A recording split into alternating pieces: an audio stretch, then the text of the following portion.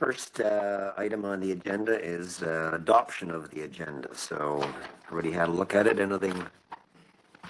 Everybody okay with the agenda as is? Motion to approve. Okay, Cheryl, seconded by Heather. Heather, yep. All in favor? Okay. Carried. So second item, adoption of the minutes of the meeting of August the 14th. That looked fine to me. Okay, motion to approve the minutes of the last meeting. Maureen, yeah, sorry. And a seconder? Cam? Okay, all in favor? Carried, so minutes are approved. Now just a housekeeping item now. Do I sign them at some point? Yes. Yeah. Okay. And you can just drop it off with the planners or Adrian. Okay, so like just print out any copy and sign it and drop it at, yeah. Okay, all right.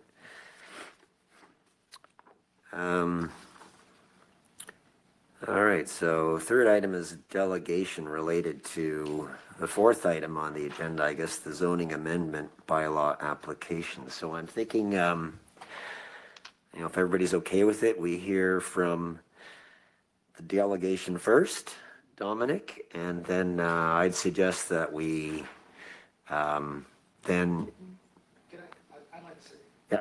I would rather you go first and go through your explanation of where you're disagreeing with the application.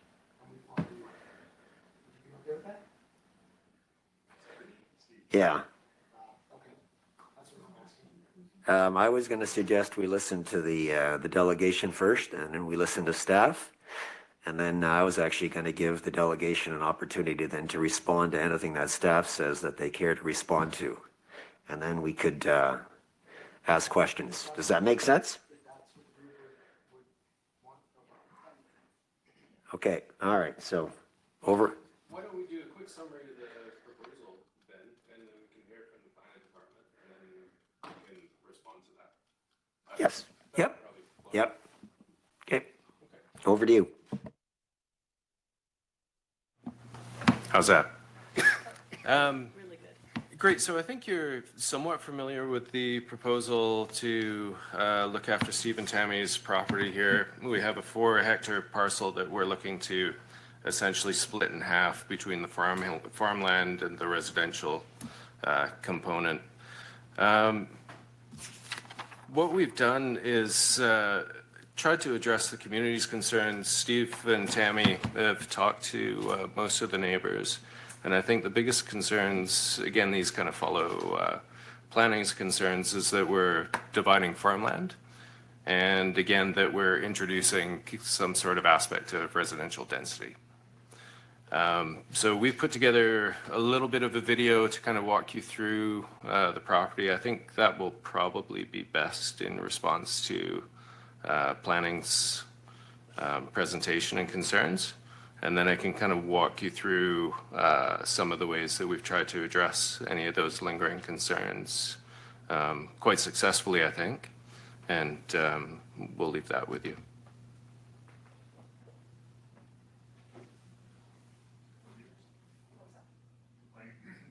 No, I think if you'd like to run through your admin report, it'd probably be great.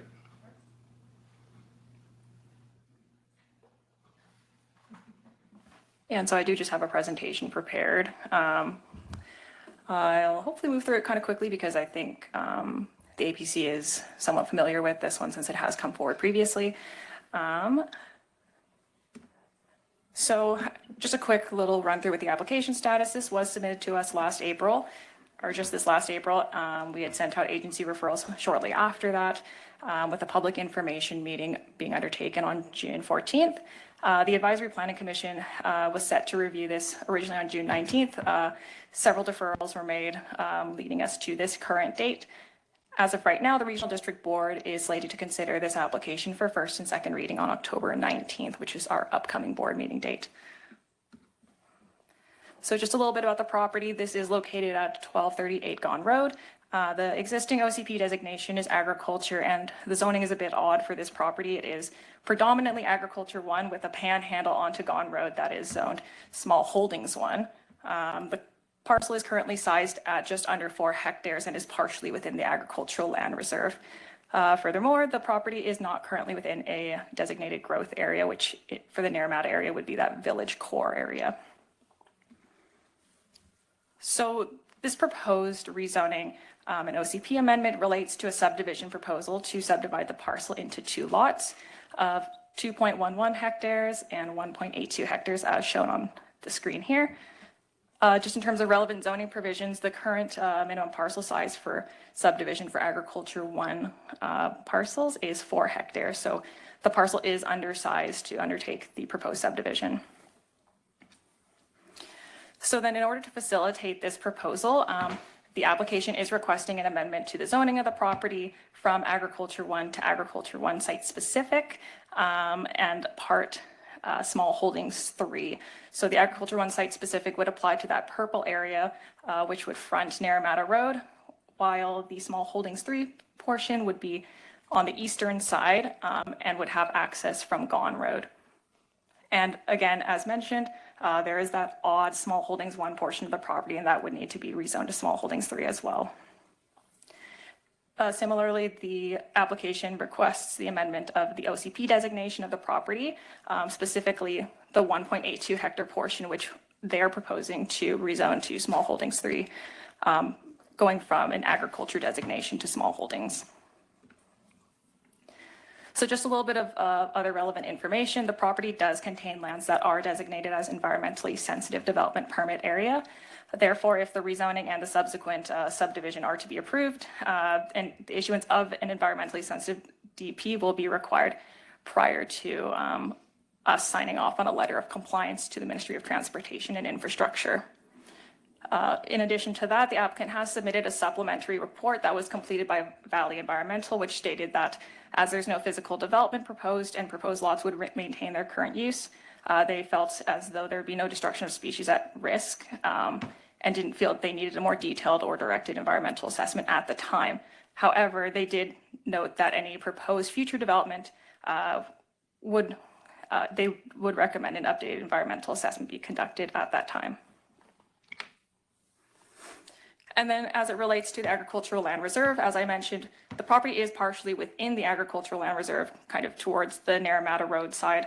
An ALC application was made to include approximately 0.9 hectares of the land into the agricultural land reserve, such that the proposed western lot would actually be wholly within the agricultural land reserve. And the commission did conditionally approve this subject to the registration of a residential covenant, kind of where the existing home site is. Effectively, it would restrict any residential development to that location. And as the subdivision would be proposing the creation of a boundary along the ALR boundary, no ALC subdivision approval is required to move forward with that. So then just touching on the analysis, we do find that this is not consistent with the regional growth strategy or the electoral area E official community plan, specifically noting that the property is designated agriculture under the OCP, and we don't support the fragmentation of agricultural lands in general. Additionally, as mentioned before, the property is not within a growth area, and therefore it's not consistent with the regional growth strategy as it seeks to increase residential development outside of a designated growth area.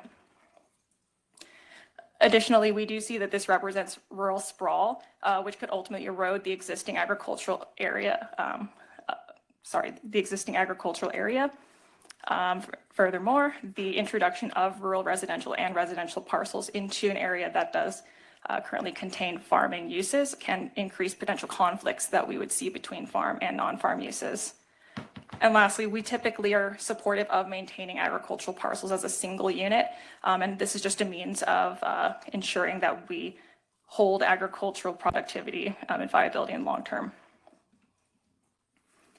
Additionally, the official community plan bylaw does speak to supporting subdivision of agricultural lands in very specific circumstances, and we find that this proposal doesn't meet these specific circumstances. We don't believe the rationale has been provided to evidence that this would create the more efficient use of agricultural land or farm buildings. And typically, when we're looking at the community interest criterion, this is typically in relation to public infrastructure, as well as parks, trails, open space for conservation purposes, and utility uses. The OCP also requires that a proposal to create new small holdings parcels also clearly articulate its need in the context of the community, as well as the objectives of the official community plan. We don't think that the proposal has been demonstrated by the applicant as it stands, and recent growth projections relating to the development of the new Electoral Area E OCP bylaw has shown sufficient capacity to meet the needs of the community to 2041 through infill development without introducing new zoning. And just in general, we aren't supportive of ad hoc zonings. This is providing a privilege then to one particular property owner that other people would not typically be allowed to have. And we do find that other options are seen to be available to the applicant, so that if the goal is to subdivide a property and sell those lots, then obtaining a parcel then that has that current zoning capability. And then just from a more technical perspective, the proposed Agriculture 1 site-specific zoning is not seen to be valid, particularly because site-specific provisions should only be varying the existing regulation by no more than 25%. So as I mentioned, the Agriculture 1 zoning does require a 4-hectare minimum parcel size, and the request is for a 2.11 hectare minimum parcel size, which is an approximately 47% variance. So ultimately, if this were to go through, the resultant parcel would be seen to be more akin to that of a small holdings parcel, and the designation and zoning applied to it should match that. That being said, the applicant has submitted rationale that speaks specifically to the previous configuration designation of the property under previous iterations of the applicable zoning and OCP bylaws. And we do note that the current configuration is a result of the consolidation or boundary adjustment of multiple parcels.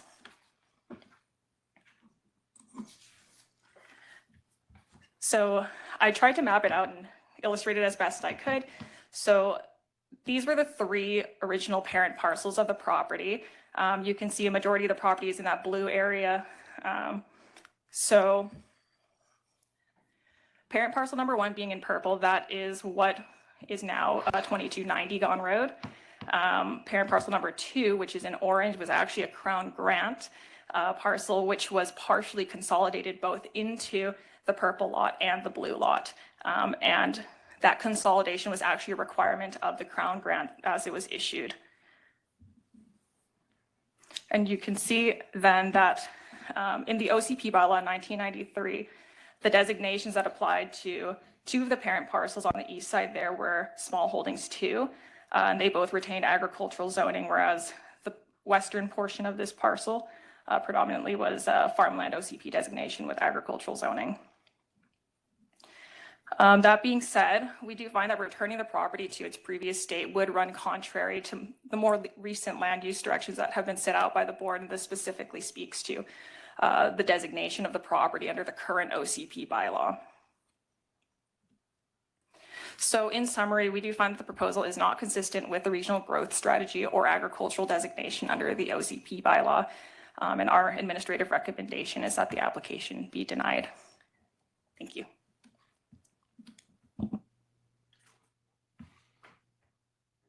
Is it sensible maybe to ask for any questions from you right now? No, I think we said we would give you a chance to respond to what you just heard, so why don't you do that now? Sure. Should Okay, we just one clarification too. So Steve, obviously as far as making a decision, you're going to have to recuse yourself. I don't see any issue with you being here as just any other party who can listen and observe, but yeah, just so that's clear. Okay. Would it be appropriate to run through the points that popped up in the admin report analysis? Because basically what we're doing is trying to return this property to the state it was in historically in Naramata. It's only with the recent change when those properties were amalgamated and the entire lot became an agricultural parcel. I mean, that one perfectly demonstrates that essentially what we're trying to do is return to the property between what was designated farmland and designated small holdings previously. The small holdings provision still allows all the uses of agriculture. It's just geographically, I think, is mainly the distinction between what we see as farmland within the ALR and other properties suitable for similar uses outside of the ALR. We took the approach, I think, as best we could to alleviate the community's concerns, neighbors' concerns, trying to put the parcel back to what historically it was as part of a parcel in Naramata. You'll also see on this diagram that most of those farmland properties to the north and to the south are 2-hectare parcels. So that's exactly what we're hoping to achieve. We'd be providing a new farm parcel, which is essentially the same size of all the other ones now. I'm not exactly sure when it was introduced that parcels should be a larger minimum size, essentially twice the size of any of these other farm parcels. But that's part of the reason for planning not supporting this here. I think the video that we brought you, the main intention was to show you the division of the farmland. Gawne Road, you'll see straight to the north, dividing the ALR property. All the ALR property is essentially mapped with vineyard planting. And you'll see everything to the east, to the right side of Gawne Road and continuing is up into the Bedrock Bank, which have typically and historically been small holdings properties. The other thing we've done by designating SH3 for the remainder of the property is to restrict any future subdivision and growth on the upper parcel.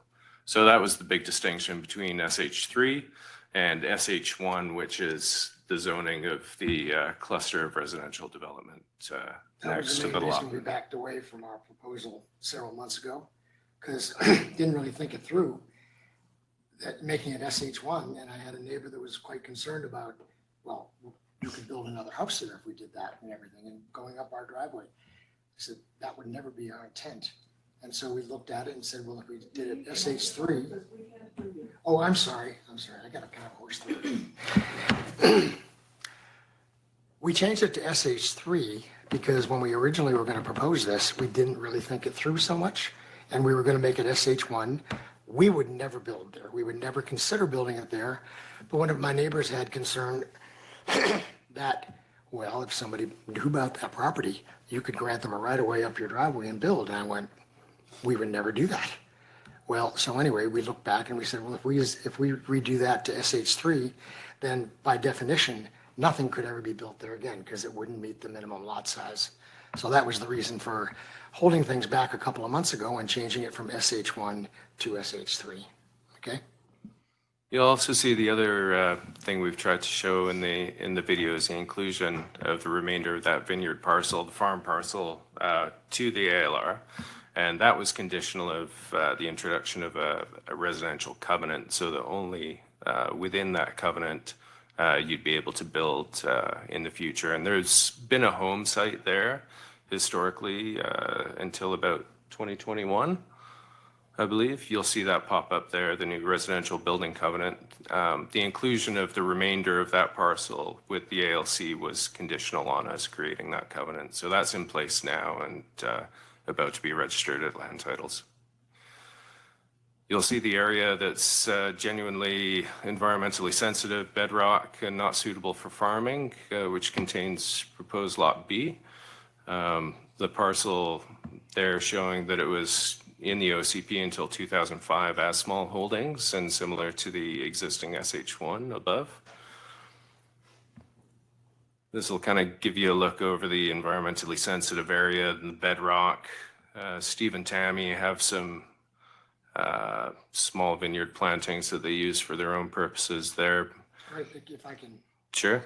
right there by our driveway, when we built the house, we scarred the land.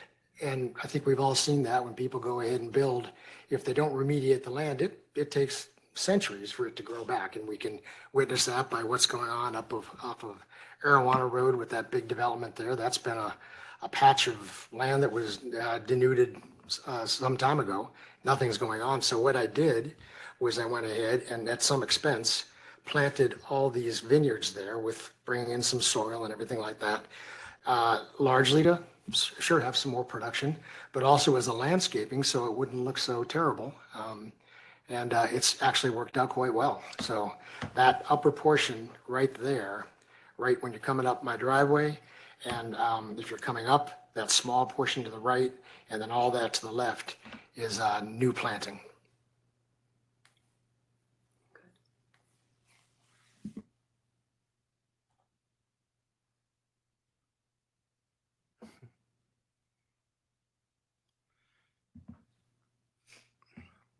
So you'll see all the ALR land to the left, to the west of Gawne Road, and mainly Enviro land to the right.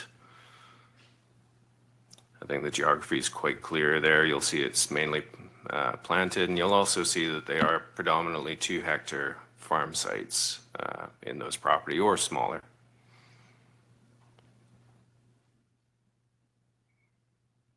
So I think consistency with the existing community has been the focus.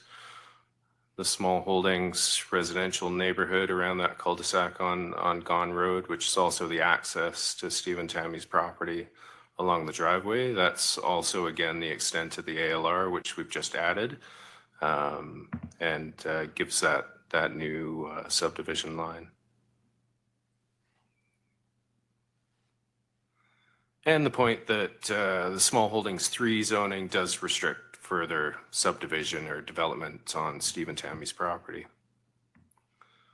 So this will show you the exact 2.5 acres of ALR land that was just added recently and is being registered with land titles.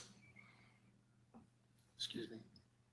Regardless of the outcome, we decided that it was the right thing to do to put that property into the LR, because it's our desire that it always be agricultural land. So we were never going to do anything with that, and we just thought it was the right thing to do. So we didn't have to do it. We thought it would make it a bit more palatable for everybody should we do it, and we just decided, regardless of the outcome, we were going to put it into the LR, and we're in the process of, it's almost all done right now. We've got the survey and everything all accomplished, and it should be part of it in a matter of a week or two. I don't know how long the wheels of progress take there, but all that will be ALR soon. This will show you clearly the building covenant area, and it closely matches the neighbor to the south. And as you probably know, there was a house there until 2021, so that residential development would be contained. And this will give you a view just of the division, roughly the subdivision line across that bedrock outcropping above the main vineyard area, and that's also the division of the new ALR land that was added. And I don't think it's obvious there, but the vineyard to the left and the vineyard to the right there's about a 30-foot drop right there. So.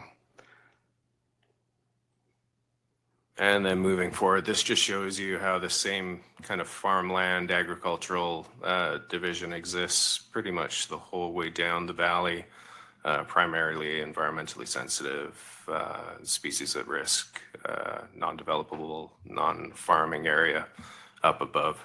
So those are the real distinction between those two packages that we're looking at here. We also had an ALC report done just to show that this area wasn't suitable for farming. So we've got the ALR below the driveway and up above the residential component getting into the environmental area that's not suitable for farming.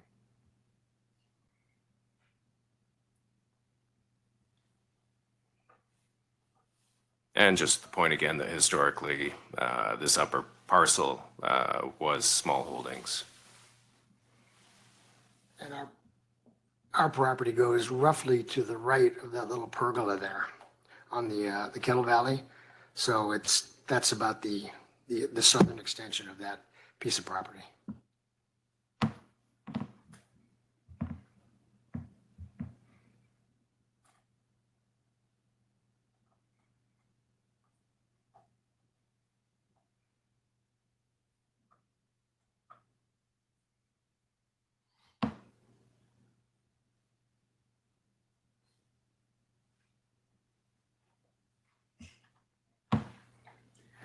We thought this better described what we're trying to get done. I know planning's very busy and they couldn't get out there and do a site specific. And so we just thought a little flyby with this might better help everybody better understand what we're trying to get accomplished here.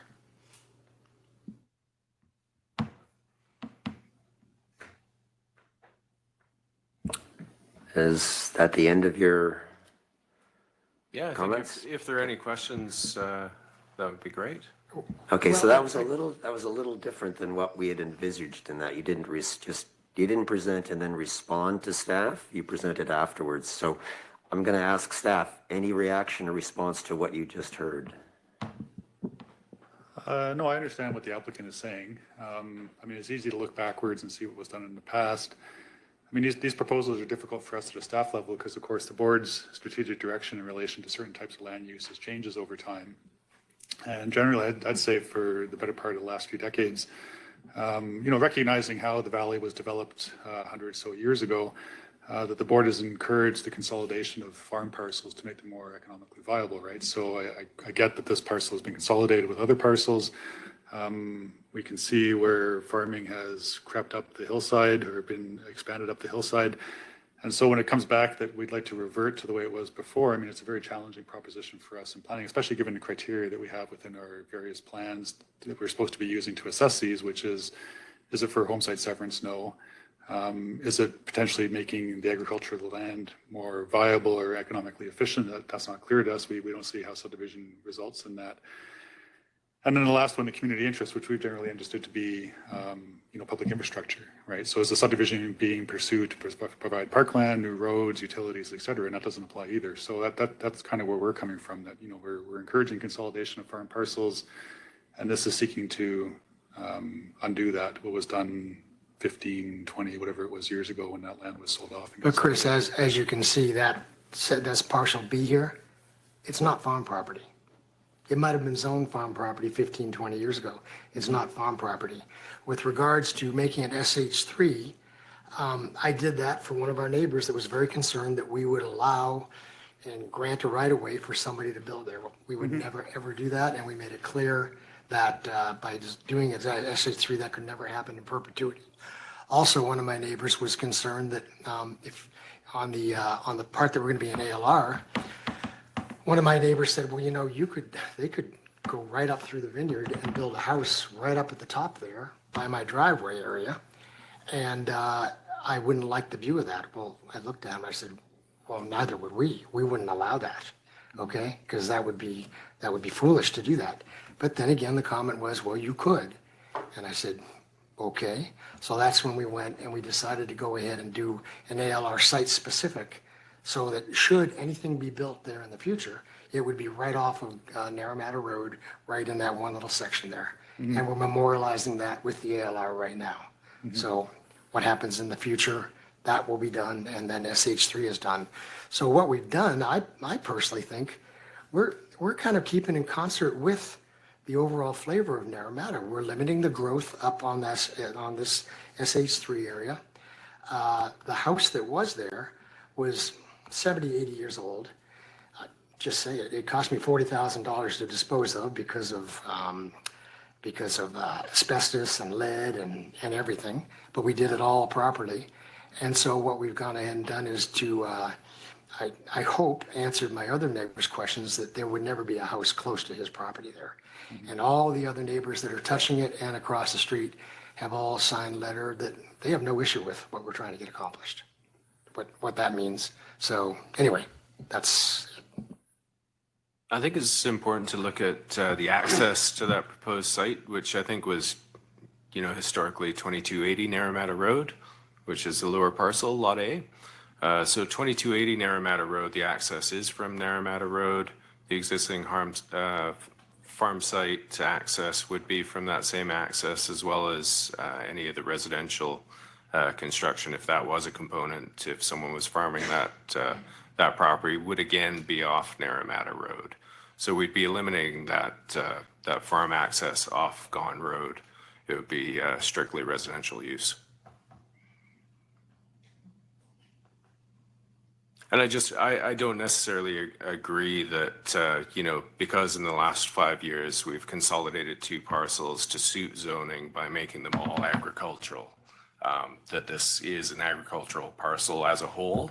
I think it's always been, especially geographically, residential, small holdings above farmland, consistent with the rest of the vineyard planting along the bench below. And I think we've tried to package those 2 nicely so that the division's clear.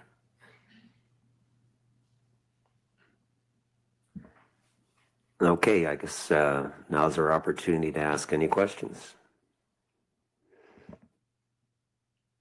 Could I say one more thing? And please take this the right way. I know that you're looking down upon things from a Google 3-dimensional aspect, okay? If everything that was brought forward to planning fit into this cookie cutter type of situation we have, well, why do we have the APC? I think the APC has to go in when there's small variances, and I honestly think what we're asking for is a very small variance. We should get together and say, well, the request that's being done, 1, how does it affect the surrounding neighbors? 2, if there's larger things that it affects with regards to future permitting or future funds or stuff like that, we have to understand that.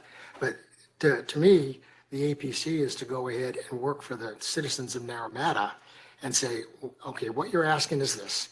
It's a little outside the norm. How does it affect the overall environment of Naramata right now? Okay. And if it's a little outside the norm, then I think that's, and we agree, okay. Then we come to planning and say, this isn't really demonstrably different than what you're trying to get done, but it doesn't meet the exact criteria of the zoning proposals and covenants that you've already put into place. So that to me is our job as APC members, is to understand our neighbors and what their requests are and how they might demonstrably change the flavor of Naramata. So, and I don't think this does.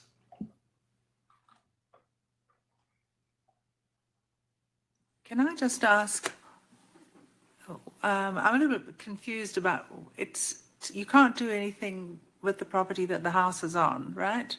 It's going to stay as it is, even though it's been incorporated with the environmental part of the land. So nothing can be done on that. And then the bottom piece is just going to stay as a vineyard, as 2 separate lots. I'm not quite understanding what the problem is about doing it that way.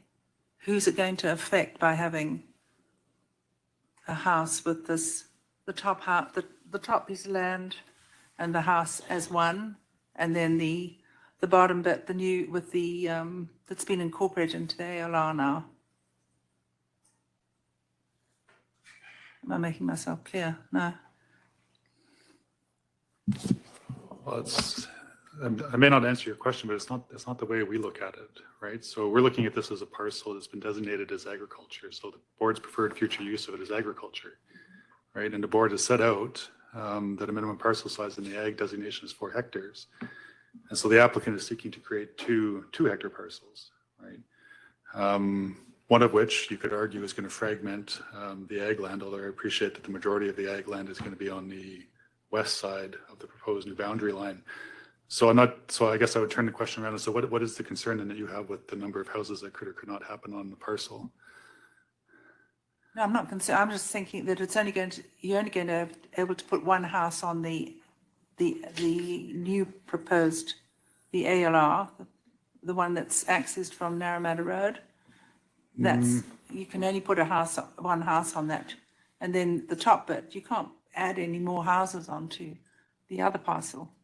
I'm not, I might pass this one over to Shannon because off the top of my head, I'm not familiar with the existing density on the parcel that exists today and what the ALC's covenant is allowing and not allowing. The covenant area covers what was always an existing house on that lower parcel.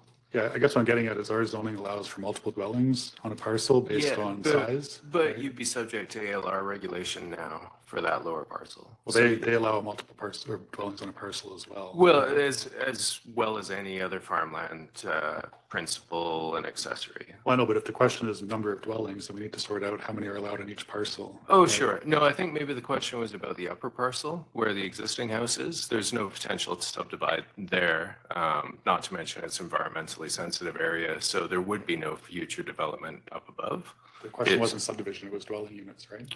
Sure. Well, as far as dwelling units go, there's always been historically the small house down below, and that's where we created the covenant area so that So it's, I guess what I'm getting at is the zoning in the SH3 zone would allow for 2 dwelling units on the upper parcel. No. Sorry, Yes, why wouldn't it? It's a minimum 1 hectare on SH3, and we are first, 1.82 hectares, so it cannot, yes. Chris, are you suggesting that there would be capacity to add another dwelling unit to the upper Well, so what I'm parcel? saying is the zoning would allow for 2 dwelling units. With SH3 Not Yeah, SH3. one principal and one accessory. in a 1.8 hectare? So the parcel? cutoff without community sewer is 1 hectare, right? So if you're above 1 hectare, you can have a second dwelling on septic. Right, so if Steve wanted to put that in place right now, he would only be able to build an accessory dwelling on there. So the current zoning on that parcel would limit dwellings, and you can correct me if I'm wrong here, but 1 principal and 1 accessory, right? And the commission allows for that too. You subdivide it, well, now you can have 1 principal, 1 accessory in the upper parcel, and 1 principal and 1 accessory on the parcel fronting Naramata We Road. already have 1 principal and accessory in my garage on the upper property. Yeah, but I'm just trying to get to the nature of the question was here, how many dwelling units are being contemplated, correct? Or not contemplated, but would potentially be allowed by zoning and the land commission. Right now, no dwellings are contemplated, none. No, Okay. what I'm just querying is, what is the concern? Because you can't put any more dwellings on. Am I correct? Yes, I you don't can. think you are. If the proposal goes through, you double the density, right? No, that's not what I'm understanding. I don't understand that. So I'm missing something here because as soon as you subdivide and create a new parcel, that parcel is entitled to density in the form of 1 principal and 1 accessory, Yeah, are we talking Both about the parcels. lower property? Both parts. both parts. Right? You're creating from 1 existing parcel, you're creating 2 new parcels. And each of those parcels comes with use and density allowances, Okay. right? Sure. Agreed? So, yeah, well, the lower parcel has always historically had a home on it. So I think that opportunity would be there then to be accessible from Naramata Road. And for the upper parcel of SH3 with the building configuration as is, are you saying that there Oh, so be, what I'm saying is if the subdivision goes through, Sure. each of the proposed parcels will be entitled to a principal dwelling each, that's Yep. 2, and each would be entitled to an accessory dwelling, right? that's right. Yeah. So we're going from 2 on existing 1 parcel to 4 dwellings potentially on the resultant parcels. Well, there'd just be, I'm saying the zoning and the land commission would allow for that. Whether the property owner chooses to do that or not is a I different question. understand that comment for sure. sure. But I think the intention is that with the subdivision and with the lower parcel that's now entirely within the ALR off Naramata Road, there's definitely the potential that somebody would build a home and potentially, 90 square meter accessory dwelling. It would just be contained within that covenant area, exactly the same as the neighboring property to the south, so that it was consistent in the historical context of the rest of the properties. Chris, explain to me why you think that we could build another residence or another building on the SH3 holding. How could that be done? So you're referring to the proposed top parcel. Correct. So how many dwellings are up there right now? There's 1 dwelling in my garage. So your zoning allows for you to have an accessory dwelling. Correct. And the land commission, although I appreciate this part isn't in the reserve, would allow for that as well. So I guess to me, it's quite obvious. You're allowed a second dwelling. Why do you think you're not allowed? Yeah, no, sorry. So Steve, say you would be allowed right now to say convert your garage to an accessory dwelling. You know, if there was a kitchen in there and a bedroom, that would be allowable. And with the subdivision, with the ALR parcel down below that subdivision line, somebody would be allowed within that covenant area. That's That I agree. Yeah. That I agree. But I'm misunderstanding something here. Are you suggesting that in the area here that we're going to designate SH3 so no growth would ever happen to the south part of this upper portion? You're still saying that something could be developed there? No, it's I'm flat-footed. Yeah, no, we both understand that. I think there was just confusion that, like, the lower parcel, of course, there's a covenant area now to restrict residential development. That would be allowed a principal under ALR regulation that limits floor area, plus an accessory dwelling, 90 square meters. That would be potential in the creation of that lot A that's entirely in the ALR. And that was always the assumption.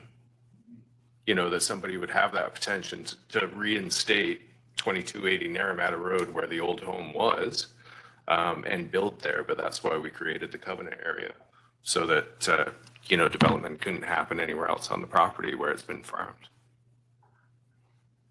No, I think we understand that. Could I ask a question just to clarify in my mind? If the one existing parcel is only entitled to one principal and one accessory dwelling, the house that was demolished down below, is it then non-conforming?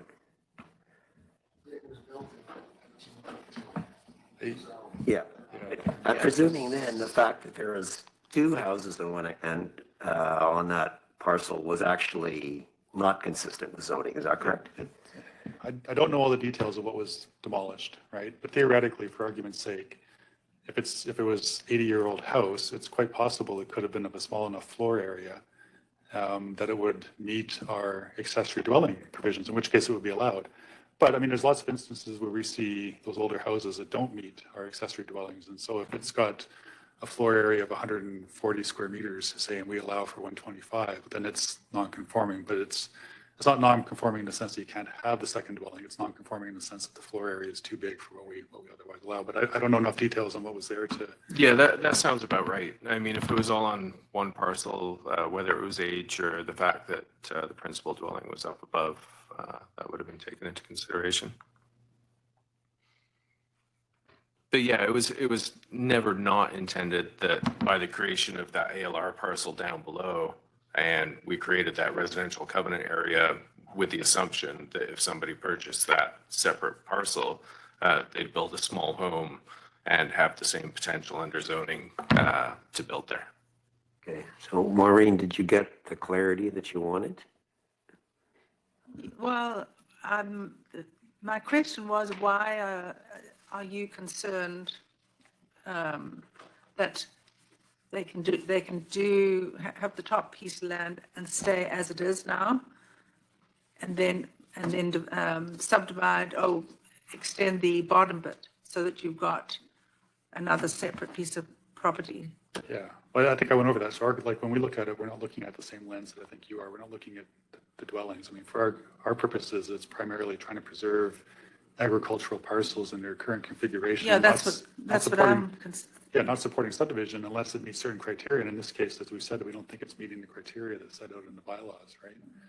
So that's why I'm a little challenged with your question on the housing, because, you know, anytime you do a subdivision, you're increasing the density by the number of new parcels that you're allowing. Or But I wasn't asking if you could put more housing on, because that's the idea, is that you don't. That's why they're doing it this way.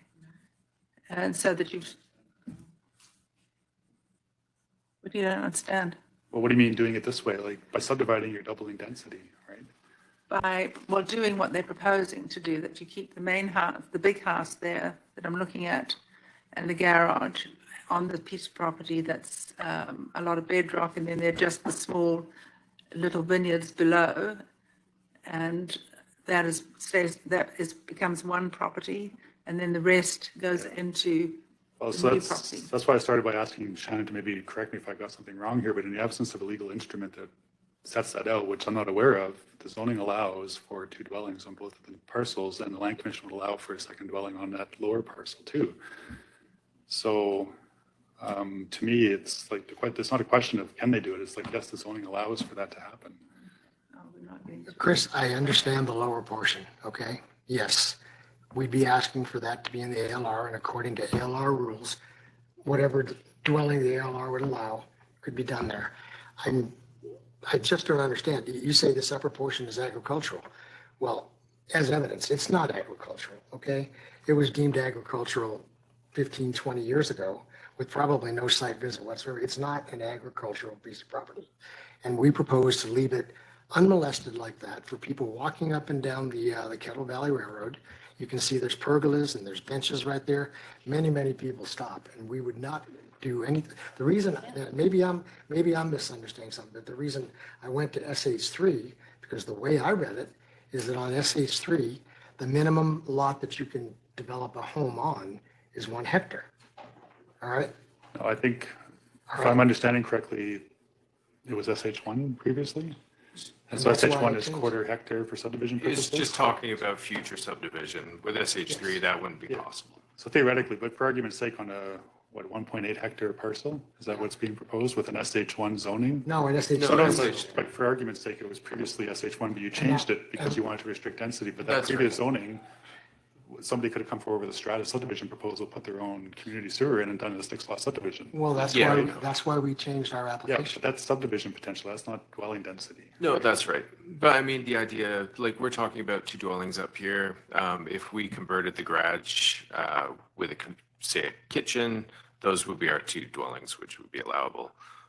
Down below, there's always historically been a home.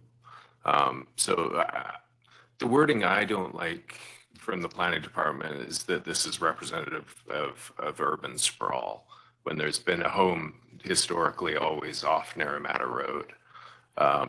We could, of course, have a small, if somebody purchased that lower lot in the ALR, they could build a house that would be restricted in size and an accessory dwelling, which is typical pretty much in zoning everywhere. So, I mean, as far as talking about you could have 2 homes on this property, well, you could have a principal dwelling and an accessory dwelling, which I think we all support. Yeah, I think we said rural sprawl, not urban. Well, rural sprawl. Yeah, so, but to us, But still, the idea that this is sprawl when we've got, well, no, but for us, in the context, like rural sprawl for us is the 1 hectare parcel. And when you start reducing parcel sizes, especially where we're talking about potentially agricultural zones, you're making it potentially less viable for agricultural use. sure, but That's why we support the single parcel being retained, but I think we're kind of going over old ground here, so. no, I like it. I like the idea that, this subdivision would make this site less viable for farming when clearly geographically it doesn't. If you build 2 more houses on it, it's going to be less viable for farming. No, but you can see that cleared area already exists. It was the existing home site, and that's where we put the residential covenant, so that if there was a new home built in that area, it would be restricted to that area and wouldn't impact any of the existing planting. Can we do that flyby and show that part again? That was the whole intention of that covenant area, is to keep any future building to what was already built. We're just trying to get an aerial photo up again so we can just see. There you go. So you can see the clearing area, and you can see that 2280 had a home site very similar to 2264. And the new covenant that was created, that was contingent to the rest of the inclusion coming back from the decision from ALC, that would restrict, there you go, residential building just to that covenant area, so that none of the farming potential of the site was impacted. That was that was their decision. Try and look at this from another point of view. If the lot stays consolidated, the lot stays as it is. Yes. That covenant area, doesn't that represent additional land that could be planted, making the entire property maybe a little bit more productive? Well, I mean, the idea with farming is that should be the principal access off Naramata Road for the commercial operation, because right now access from above with that driveway and the 30-foot drop, it is restricted. So there's still the potential to build an accessory dwelling down in that site as well. But the fact that it is already cleared, Norbert, is the reason why we made that the covenant area. I can see that, but I think if you own the entire piece of property as is, you'd be looking at that part of it down on that corner there, thinking I should put some more vines in there because I can't do really anything else with it because I already have my one principal dwelling and my potential accessory dwelling. Like I say, it is a little different if it's one lot than two in terms of what you would do there. Sure. I think the fact that historically this was the subdivision of the property and that's what we're trying to restore it to is partly the reason for the subdivision. So my next question is why? So what is the need for this? Staff made a comment in their report that I must admit I don't quite understand, saying, the applicant has alternatives. I guess I'll put this to you. So why do you want to do this? Well, one, that comment, frankly, I didn't like that comment. If you're not happy with this, so sell the property and buy another piece of property. I found that a little bit condescending. But anyway, that's neither here nor there. One, what does it matter? I mean, yes, we could plant some more vines there, okay? Or we could build a house or whatever. To be quite honest with you, we've had several people come forth and are interested in purchasing our vineyard, okay? And things are a little bit different than they were 2 years ago, but it's still a valuable piece of property. It will always be vineyard, okay? They possibly could put in another little section of vineyard right there. But I think the lot is more desirable for sale if there is a building site there, okay? That's about all I can say there, all right? So, and again, I'm hard pressed to understand what we're asking of planning and the APC. Where does this harm anything in Naramata? We're including land into the ALR, which doesn't happen very often, by the way.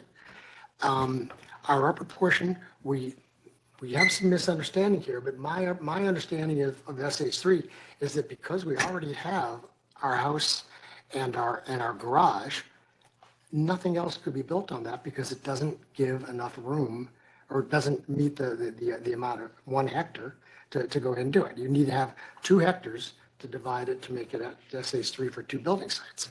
So we're restricting and bottom line, eliminating any growth on our upper piece of property.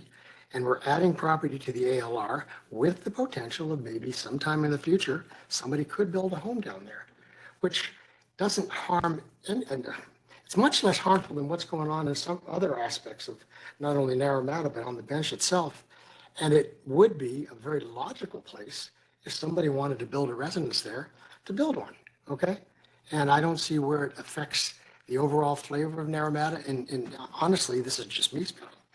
I think we're underscoring how we want to keep this mostly agricultural and limit any potential further development on our SH3. So tell me what I'm missing here, other than the semantics of what can and cannot happen from a planning point of view. The issue I see, Steve, for me is if an exception is to be made, I want to understand why. I think I've said this at a previous meeting with respect to another application. I'm always reluctant to make exceptions because of unforeseen consequences and what other people in similar situations may want to do in the future. So if the reason is to maximize the value of the land and be able to sell a portion of it off, then that in the end to me is germane to whether or not I think it's appropriate to make an exception. So that's the way I'm looking at it. Yeah, I think knowing that is the consequence, that the subdivision would provide a new parcel that's entirely ALR, that would be available for purchase, for construction, for residential use, in support of the agricultural use. Yeah, but I never see, increased land, in the community as a negative thing.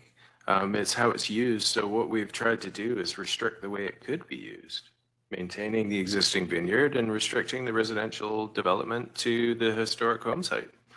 And I guess what I'm saying is anybody else with a whatever 4 hectare parcel could essentially take the same approach and say, hey, I want to sell 2 of it off, and there'll be a covenant, you know, that whatever person buys that has to put their home now on this portion of it, but yeah, it'll make me some money. That's the issue that I see. The other, I guess, issue I see too is there is some agricultural activity on the SH3 portion. I mean, I guess it's because of land that you created or prepared for the extra planting afterwards, but there is. No, what I did. There are vines there, right? Yeah.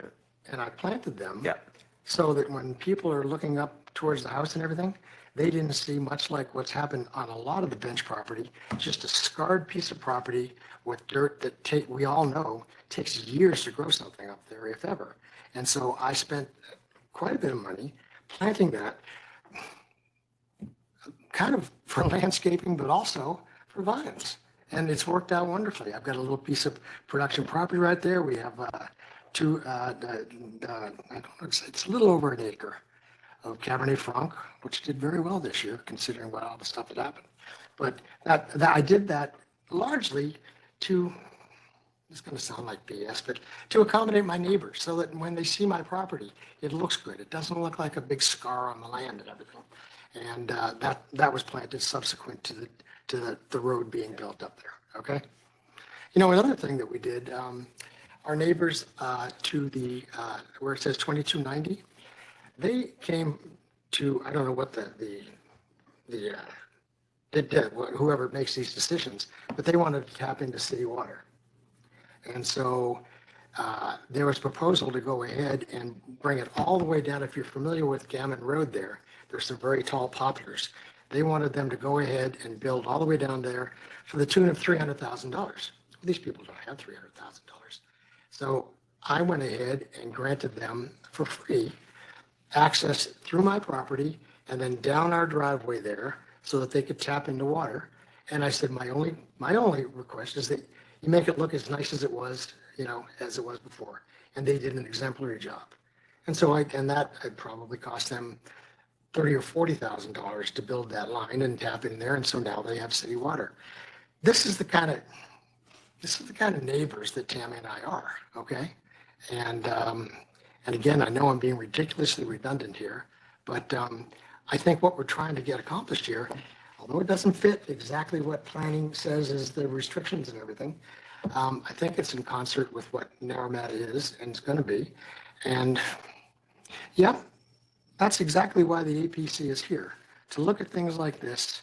And if it meets all the requirements, then put whatever you want up there from a planning's point of view.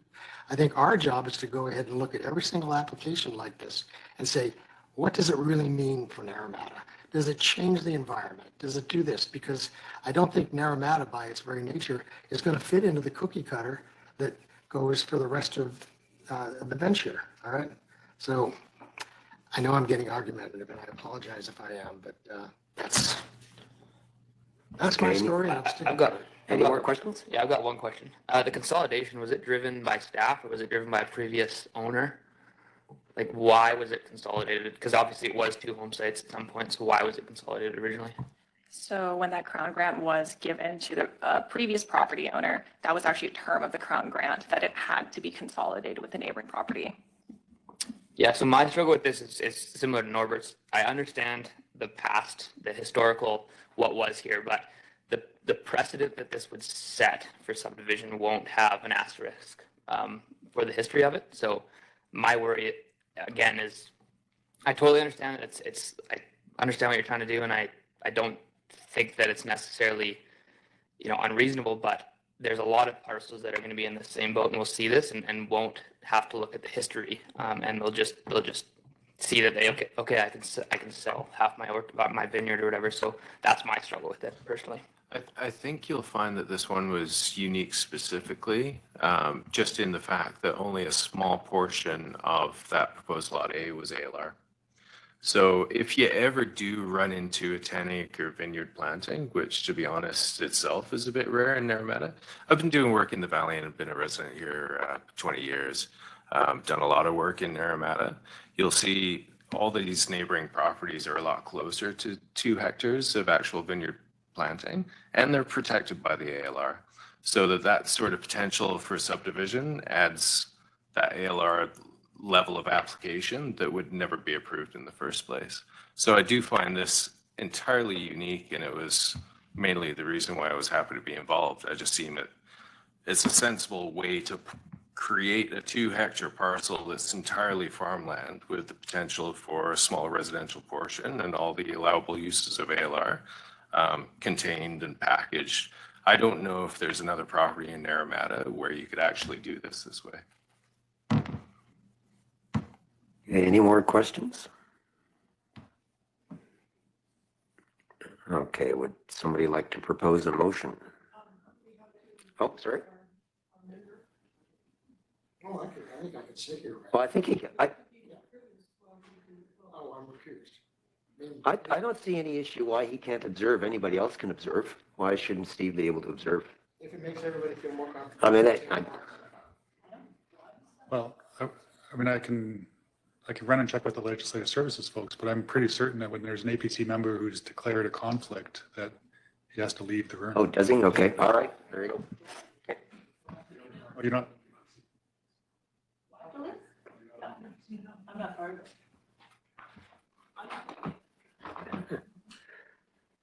Okay, then. So would somebody like to propose a motion? I move that the application be denied. Seconder? Okay, all in favor? That's 4 votes in favor of the application being denied, so motion is carried. Okay.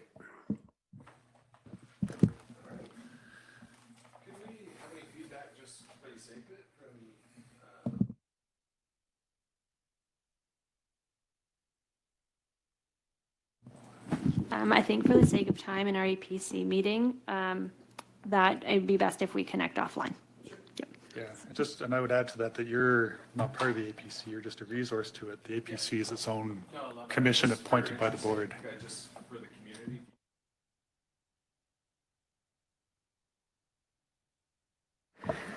Okay, then. I'll get Steve. So we're ready to move on to the last agenda item, correct? I hope so. I had another meeting.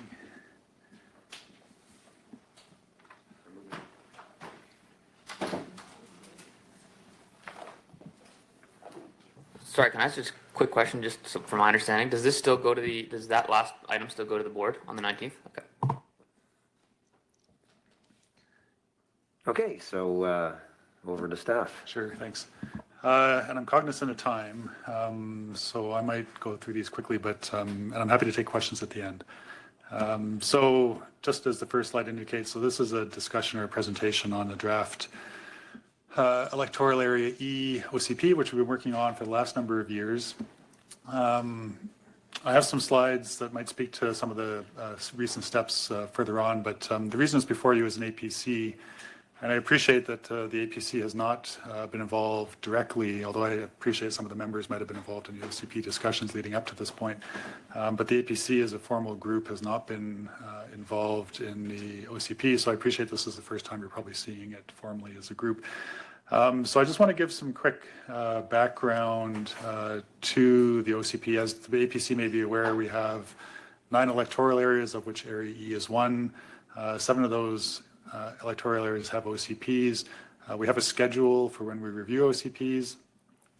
It takes us about 2 to 3 years per OCP to complete these projects. So that's about a 20-year cycle that we're on for reviewing these. The last time that Area E, and again, I'm jumping out a few slides here, was 2006.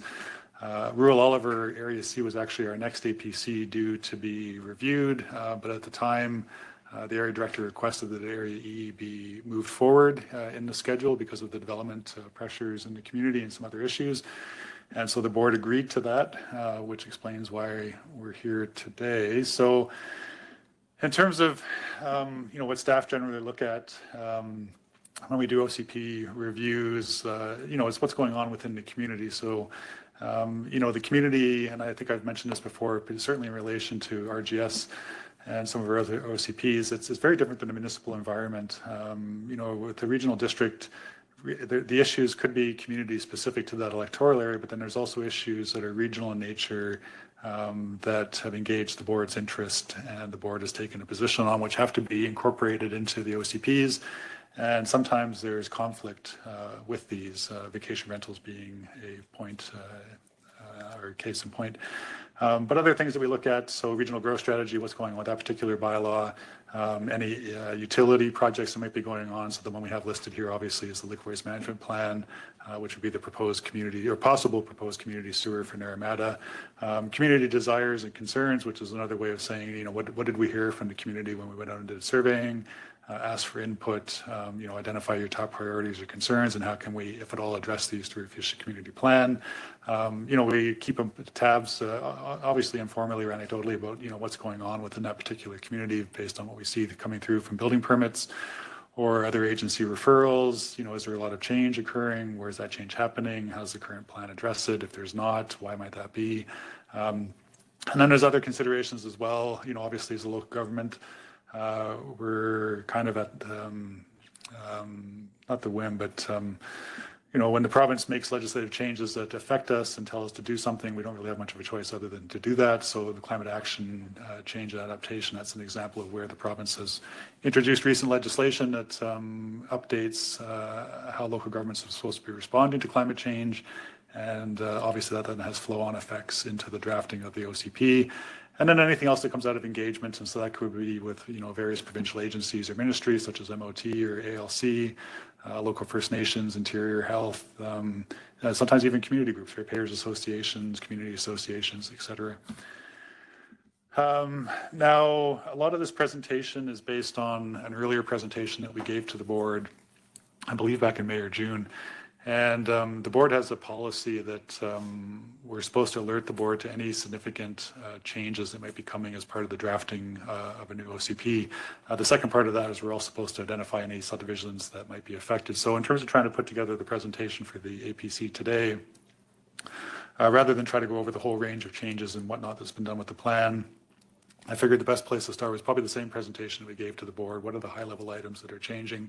And it might be of interest to you as you're contemplating a recommendation to the board. So a lot of the slides in here are covering some of those same issues. I'm not going to spend too much time on this one because I've already kind of touched on it, other than to say that since the current OCP for Naramata was adopted in 2006, it has been adopted 40 plus times. And so apart from the fact of the age of it, when you amend a bylaw that many times, there do tend to be concerns about internal or inherent consistency within the document itself. Is it coherent? Is it saying the same thing in this particular section that might be saying in this other section, which was amended after the fact? So the review gives us a chance to make sure that the whole policies are all speaking together and whatnot. Again, some background. This current project is a comprehensive review of the OCP, but it's not to say that we haven't looked at the Naramata OCP since it was adopted in 2006. And this is just a highlight of some of the larger projects that were adopted by the board and that resulted in changes to your efficient community plan. So WDP is an acronym for our watercourse development permit area. That's another example of the province changing legislation and saying to a local government, you have to do this, protect riparian areas. So we made those changes in 2006. The original climate action change reductions and policies that came out of the legislation in 2010. I actually think the legislation was 2008, but it took us a couple of years. The vacation rental policy review that was spurred by the court case that we lost in Naramata regarding what at the time was called private visitor accommodation use. We did an ESDP update, environmentally sensitive development permits in 2017. So that again resulted in changes to your OCP, accessory dwellings, cannabis, so on. So in terms of the OCP project itself, so this has been done in-house for the most part. We did have local decisions, which is, I think it's actually a West Bench consulting firm, help us with some of the initial community engagement, surveying, et cetera. As I mentioned at the beginning, the APC was not involved in this. Generally, when we do OCP reviews, there's, I guess, one of two or maybe three, arguably, ways we can go in terms of advisory groups or commissions. One is to recruit the APC to perform that role, but that wasn't done for Area E's OCP. The alternative is to do a dedicated or specific OCP review commission. That wasn't necessarily done either, and what was done was the third option, which was an informal advisory group. So it wasn't formally appointed by the board, so it doesn't have the same role as, say, an APC if it had been involved in this process. There are no minutes, there's no recommendations. It's just more of a sounding board, if you want to put it that way. And they tend to be larger groups as well, so I think this one might have been up around 20, 25 people on occasion, depending on who showed up to meetings. In terms of the delay, which I'll be upfront about, we'd hoped to have this project done a lot sooner than where we're at now. But there have been staff changes, events beyond our control, such as EOC activation, which brings staff out. Also a pause due to local government elections a couple of years ago. And finally, the community conversations, which I believe was some of the additional engagement beyond local decisions surveying that was done. So again, just some more background, a 3-round survey in 2021, 2022. We had 500 people from the community participate. This particular survey asked people to make trade-offs and compromises when identifying priorities for what they wanted to see for the new official community plan. And then all of that helped us inform the draft community vision, which once we established the community vision allowed us to go through the rest of the plan and set priorities. So moving along, in terms of the significant policy changes that we've previously highlighted for the board, this is a quick overview of them, and I'll spend some more time on the subsequent slides. So I won't list them all off now, but I'll just go through slide by slide here. Community profile. So obviously some really easy hits here in terms of using updated census data to get a better demographic profile of the community. We have access to newer, more relevant housing data, which we've incorporated. And unlike your existing OCP, we were able to get PIB, Penticton Indian Band, to participate and to prepare a background assessment for how they view the Naramata area and some of the things that are important to them from their perspective, which we've included in the community profile. Growth management, which I know has been, I think, probably of most interest to the community in terms of how we're dealing with this. And I'll just remind the APC that we do have the Regional Growth Strategy Bylaw, which has been in place since 2010. And since 2010 has designated Naramata as a rural growth area. And we as an organization made a decision in 2010 following adoption of the RGS to establish the boundaries for the various rural growth areas. And we do have one primary growth area, which is OK Falls, at the time that each electoral area official community plan was reviewed. And so because Naramata is the last one to be reviewed since the RGS was adopted, it's the last one to have its rural growth boundary established. And so that's the status of the RGS today. I know there's an amendment bylaw working its way through the system, but it's not been considered or adopted by the board yet. So we're left dealing with the current RGS. And this particular diagram here shows how we're attempting to show that consistency by establishing a growth boundary around Naramata. And we are proposing, this is somewhat different from our other electoral area bylaws.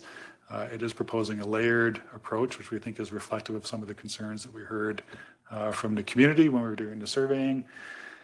And this just gives you a really high level overview of what each of these areas are. So area A would be the short-term primary focus for growth. And primarily this is in relation also to the liquid waste management plan, because obviously you can't have higher residential densities without proper community infrastructure in place, such as water and sewer.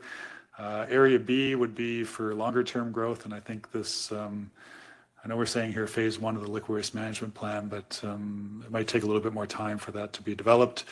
And then area C is really kind of the longer term vision. We said here probably over a 50-year time frame before development. And phase 2 of the liquid waste management plan allows for development to happen kind of southeast of, if you will, of the existing town site area. So that is a significant change because obviously the current OCP does not speak to a rural growth boundary for Naramata. Similar to our other electoral area OCPs, we've also introduced what we're calling a local area policy section to Naramata. So this is the first time the OCP would have had these. And the benefit we see at a staff level is that, and again, it gets back to that dichotomy between what the board identifies as regional issues that cut across all the electoral areas versus those specific policy statements that might be specific to unique communities within each electoral area. And so within Naramata, we've identified what we consider to be 4 unique communities. Obviously, there's the growth area of Lower Naramata, which I think we're actually formally calling Naramata, the Upper Hillside area, which we're calling Upper Naramata, and then we've added Falcon Ridge and Indian Rock to those. I'll go over some examples from Upper Naramata and Naramata next, but basically it's just presenting specific policy statements to each of those communities at an easy, quick to find location. And we've also provided maps, as you can see here, that shows where we generally consider these policies to apply. So the next slide is going to show policies for Lower Naramata. And so the location that we would envision those applying, obviously, is the area down here, which we've identified as Lower Naramata. And so those examples include policies around infill, what's the future of Naramata Center going to look like? The community's position, which we feel is at this point is in support of a community sewer system, encouraging MOTI to take a look at the road network, consider traffic calming, walking areas, which I'm assuming sidewalks adjacent to roads, et cetera. And then also trying to find policies or programs or ways to showcase local heritage values. Conversely, so different from that, these would be policies specific to the Upper Naramata. And again, I think this is based on strong community feedback that we heard through the surveys and whatnot. So discouraging further rezonings for residential development, which I think gets to the whole hillside development concerns, encouraging MOTI to review traffic movement and safety. And I think that speaks possibly to the quality or current status of the rural road network. And also we heard from the community, in addition to the rezoning, to explore options for regulating hillside development on those parcels that might already have uses and densities, allowances that could, I guess, adversely impact hillsides.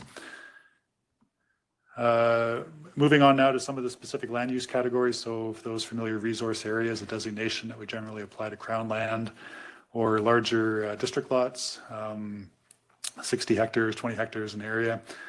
So policies here include, and I think this actually goes back to the 2006 OCP, there was a desire to see something done in relation to watershed protection. So we've got a little bit more of a specific policy direction now, which is that the OCP speaks to supporting possible amendments to the zoning bylaw to introduce a watershed resource area zone, which would increase parcel sizes for subdivision, reduce the range of permitted uses, recognizing that watersheds are important sources of water, and also limiting densities. And another policy statement just speaking to encouraging energy production from renewable resources. We've done some updates to the administrative and institutional designation. So we've included the fire district map for Naramata just to show what areas are being served. Updated the policies and objectives related to heritage and cultural values. And again, based on community feedback from the surveys and whatnot, there's a whole new section, which you don't find in, I think, any of our other OCPs, except for maybe OK Falls, a social well-being section, which deals with some of the policy concerns that were raised through the surveys. Hazard land policies also have been updated for all different categories, geotech, wildfire, flooding. We have floodplain mapping from the Okanagan Basin Water Board, which was done in 2020, I believe, or 2019. And so we've included that just to show, based on OBWB's hazard analysis, what could be affected by, obviously, floodwaters. And we were able to access there was a provincial alluvial fan study done at the Naramata Bench, which would be the growth area back in 1994. And so we were able to digitize that mapping and add it to our hazard schedules for future reference, especially as the growth area and it starts to be developed. Just knowing what those hazards are is important. Community infrastructure. So we've redrafted this section of the plan. Not too much change other than just transportation has been incorporated with the water and sewer and street lighting and whatnot. Transportation, unfortunately, because the ministry retains ownership of the road network, it's really just more advocacy positions that the board will take with MOT for certain positions. Again, community consultation, we're very well aware of Naramata's desire to become an international dark sky community. Keeping in mind that the OCP is a policy document, not a regulatory document, but it does reflect that desire. And, you know, if there's additional work that can come out of that in terms of drafting bylaws or policies or other approaches, certainly this policy statement in the OCP would speak to that and support that. And also, just because of the regional significance of the landfill, which I would argue is a regional asset as well, attempt to try to protect that, at least to the extent that we can within the electoral area. And so that's the creation of a new 500-meter buffer, policy buffer, if you will, around the landfill, which basically says that, you know, as another consideration for anybody seeking to do a rezoning, that if that rezoning is to facilitate a form of development that's seen to be contrary to the long-term operating life of the the landfill, that, you know, it may be that the regional district may not support that rezoning. Climate change, mitigation, and adaptation. So again, only so much we can do here because, of course, we're bound to comply with provincial legislation. So we've tried to update the policy statements to reflect what the province wants to see local government doing. And then the last one, which again, for those on the commission who participated in the OCP review in other ways, you may be well aware of this. There were some requests from the community that came forward as part of the OCP that staff took to the board to seek direction on, because there was not consensus. Obviously, the community wanted to go one way. Staff felt other options might be more beneficial. And so just a quick synopsis of these. So we recognize that vacation rentals are a significant issue in Naramata. We're with the community. We want to do something about it. We just didn't feel that the OCP was the proper venue in which to do that, because, of course, the issues that were being identified by Naramata have been identified in all of our other electoral areas, all the same concerns. And the board has already identified a vacation rental project as something to be completed in 2023, 2024. And we're currently in the process of trying to finalize a consultant, et cetera, et cetera, et cetera. So the position to the board was we felt this issue was better addressed through a dedicated regional project dealing with all the electoral areas, not just Naramata. The request to introduce a hillside development permit, at a staff level, we were concerned that this was jumping to a conclusion without noting what the issue was, and that there may actually be better legislative tools available to the board than a hillside DP to address hillside management. So rather than jump to a specific outcome, let's explore the issue and see if there's a better way of dealing with it than just instantly jump into a DP. So that's off the table. We're going to put that aside and instead focus on exploring the hillside development issue itself. Change the growth management boundaries. Again, I recognize that there's a lot of divergent opinions on this within the community, but at the end of the day, the RGS is what it is, has not been amended.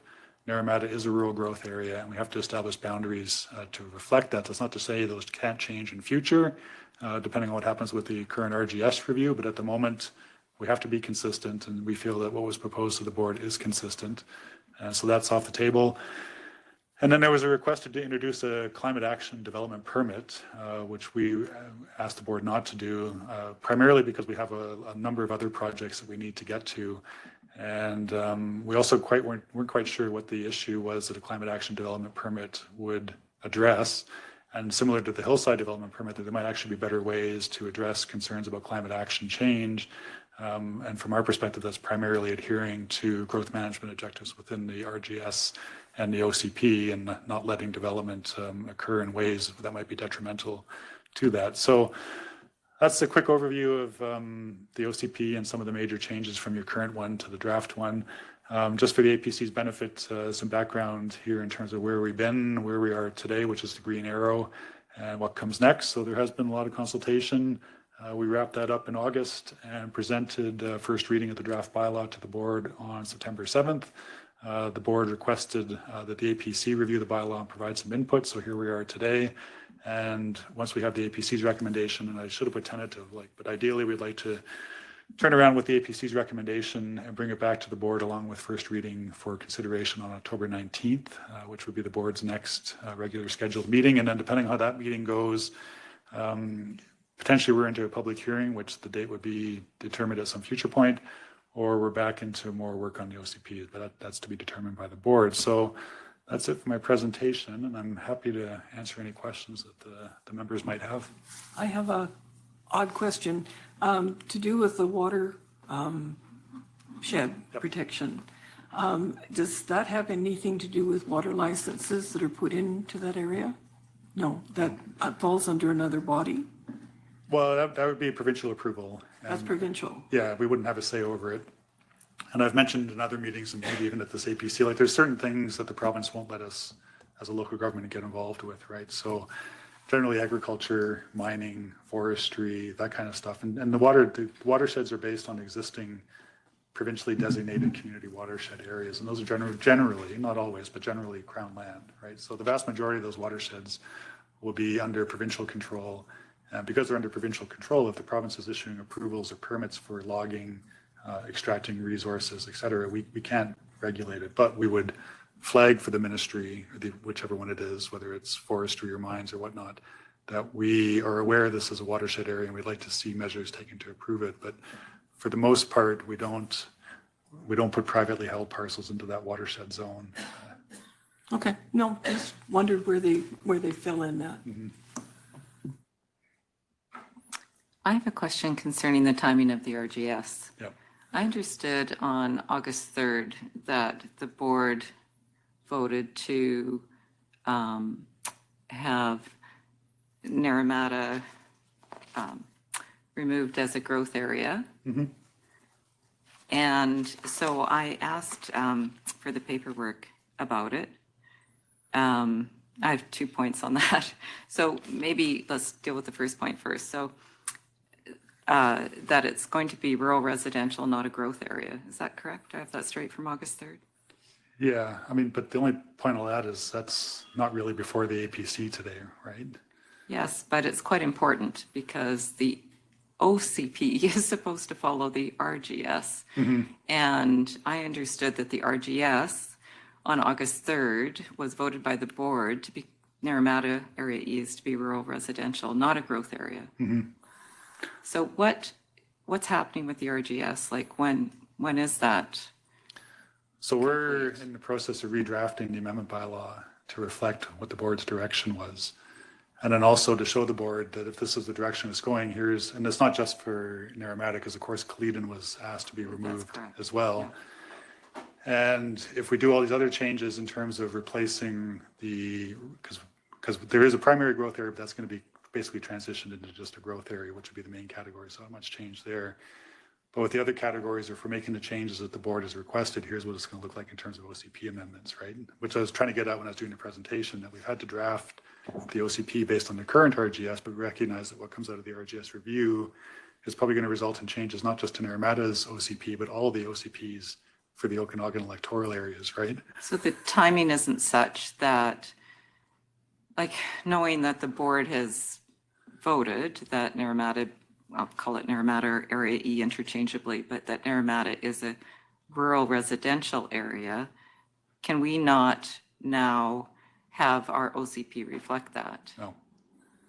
No, because that was a direction of committee. There's been no bylaw adopted to reflect that. And we have to get that bylaw through the member municipalities. And if you've seen the video, you'll see that it wasn't a unanimous vote at committee, right? So I was present that day. yeah. So I mean, it would be nice to be able to draft to reflect what may happen, but I don't know what's going to happen. And right? what's the proposed timeframe of that? Well, we're under a lot of pressure to get all of our current projects done because obviously the board has other projects they want to get to. Vacation rentals, housing strategy, and then we just had director's motions at the last meeting in relation to, actually I think it was Naramata downtown revitalization, which might cross over into planning and community services, not sure. And then Area H is asking for their OCP to be reviewed because they're equally concerned about vacation rental issues in their communities, right? We're hopeful that Area H will participate in the same vacation rental project as all the other electoral areas, but anyway, there's projects backing up that we can't get to, and we got to get these other ones off the plate. So we're hopeful to get it done as soon as we can. But as you can imagine, in 2023 that you anticipate the RGS will be adopted. We have 5 meetings left in 2023. I don't see it because with the RGS, we have to refer to I mean, we're way off topic here. That's not, I want to clarify for APC members, this has nothing to do with the OCP review that's before you today. The RGS amendment bylaw, we have to refer to the member municipalities for their formal approval, right? So that's approval from Summerland, Penticton, Oliver, and Soyuz. I think they have 90 days from the day that the board refers it to them. to sign off on it. And if they don't sign off on it, if we don't achieve their consent, the amendment bylaw isn't proceeding, right? So that's why I'm hesitant to say that, we should be redrafting the OCP to reflect what the RGS amendment is, because we don't know at this point. I mean, despite the direction from the board of committee, what the final version is going to look like. Okay, so more like sometime in 2024 if it gets adopted by all the other municipalities. Okay. Okay. I find I had exactly the same question, actually. I think it is relevant because I'm kind of struggling with how do I decide about a draft OCP, which is written in a way that I know goes against what the community has expressed with respect to the RDOS. It just seems very awkward. The timing is really awkward. So I find it germane too, and one thing I was going to suggest is is there no possibility of just tabling the OCP, draft OCP for 6 months or something? Because I think from your point of view, it's going to save you work. If the RGS does change the way it looks like it might, you're going to be redrafting a significant portion of this OCP. So why not just shelve it, put it aside, move on to some of your other projects, and we can discuss this when the RGS is clear. I don't know. So I find it germane. Yeah. I appreciate the feedback, but I'm concerned that it's just a constant leapfrogging, and we're never going to get either one of these done. And at some point, we got to pull the trigger on this, and we have a draft bylaw that at a staff level we're comfortable with. We've taken it to the board for first reading. I mean, by all means, as an APC, if you want to put those concerns forward, you can, but we're going to be going back to the board with a recommendation that it could be given first reading. We recognize that there could be changes required to the plan that come out of the RGS review, but that's the same issue we're going to be confronting with all the Okanagan OCPs.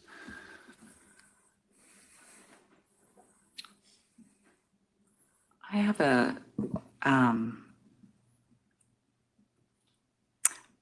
I guess some other concerns concerning the growth provisions then. I mean, I really support what Norbert has suggested is setting this aside so you don't have to draft it and redraft it. I get that it's drafted, Chris, that you've got something before us. But I want to reemphasize that we've heard this from the community. We went to the board and we asked for direction, and the board has given us direction on the growth management. So I don't see it as an open question anymore. I mean, if you want to raise it as a question through your comments to the board as an APC, that's fine. But at a staff level, this is closed until we get through the RGS review. Well, do you want to say something, Heather? I'll follow up. I don't know how to phrase. Being on the board here for a long time and going through 2 OCPs, my feeling is that we need to move together on the OCP because to have it in the air doesn't help. When you were going through your slide program and showing all the things that had been adjusted over the years with the OCP, it works. I mean, we need to get it done and then we can change it. That's how it seems to have worked over the years. And it seemed to be the better way to do it.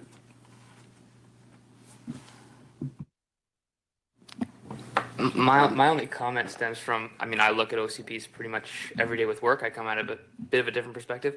There needs to be a guiding document. And so if we don't make these updates and make these small changes now, and there's no guiding document, we have nothing to look to for, projects that we heard, the item before this on our agenda today. If there's no guiding document, then if we don't make these changes and we wait, then like Chris has alluded to, then there's just no document to guide decisions. So I think these small changes, just keep updating it. Unfortunately, there's going to be a lot of staff time, but I think it's just kind of a necessary evil a little bit. I guess we already have an OCP that will be in place until this change is made. So I don't think we're without an OCP. Adrian, go ahead. Thank you. Yeah.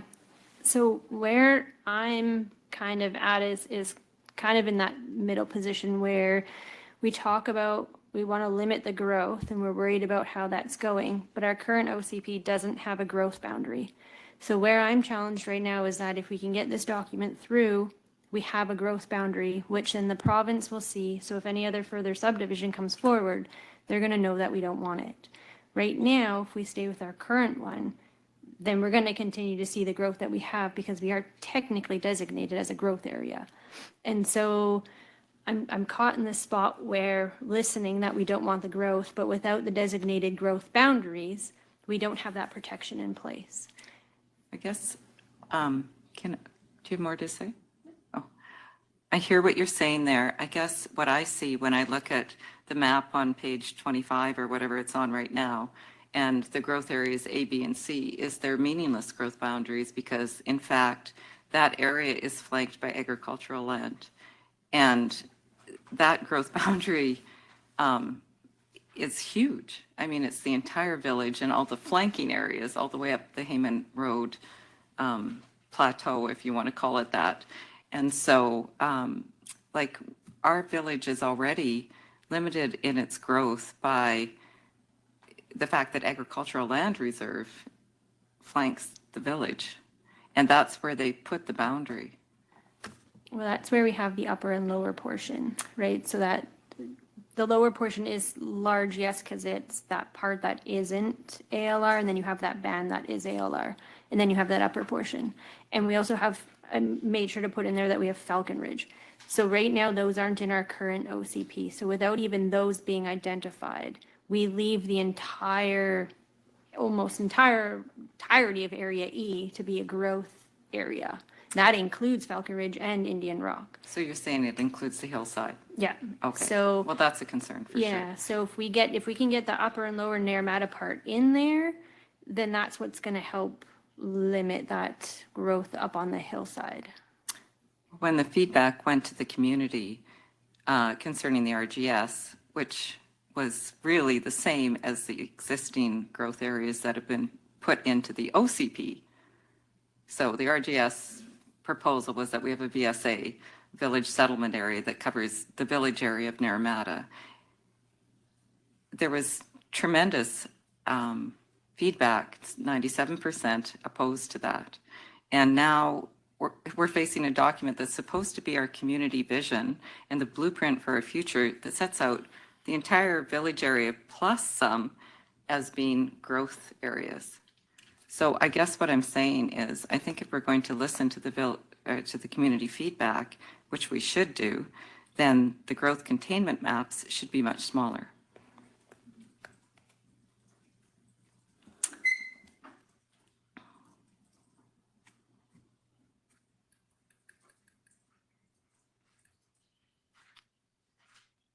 Is that a possibility?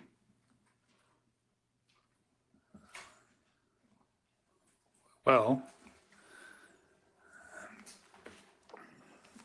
I mean, I guess what I'm struggling with is that, I mean, we have an RGS process that you keep referring to that'll inform the changes. And from our perspective, we're looking at all 6 OCPs in the Okanagan, just not Naramata. Naramata just happens to be the one that's part of this other separate review at the moment.